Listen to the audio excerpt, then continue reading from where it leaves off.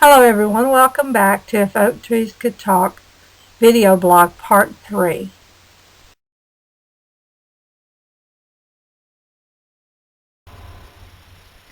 Normally, when Henry was given his medication, sleep came to him quickly. However, his mind continued to revisit his dear old friend, and he felt exhilarated because he was able to remember the entire fireworks event from his early boyhood. He was anxious to find out what other events the old oak tree could help him with. What other fragmented pieces of the puzzle of his life could she help him put together? He wanted to see and talk to his dear, sweet Helen. He wanted to let her know that he remembered a whole event in his life, and that regardless of what memories came and went, that the memory of their lives together had not gone as so many other memories had.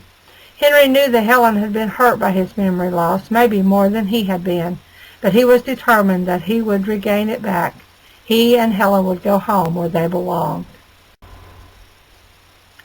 Henry and Helen were residents of the Glenview residential home for the elderly. The home served the small rural community of Mason Creek's elderly and handicapped. The home came fully staffed with a couple of on-call doctors and nurses.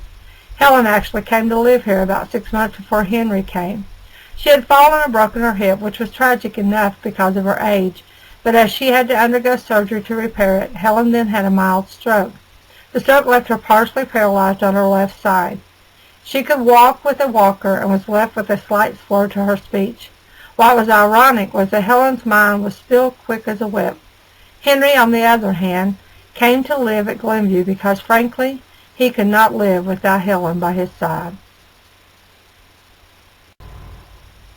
After Helen had her accident and was placed in Glenview for what was supposed to be therapy, Henry could not handle what was happening to her. Her accident was so traumatic to Henry that the only way he could deal with her being away from him was to go somewhere else in his mind. The doctors basically diagnosed him with what they called functional amnesia due to a broken heart.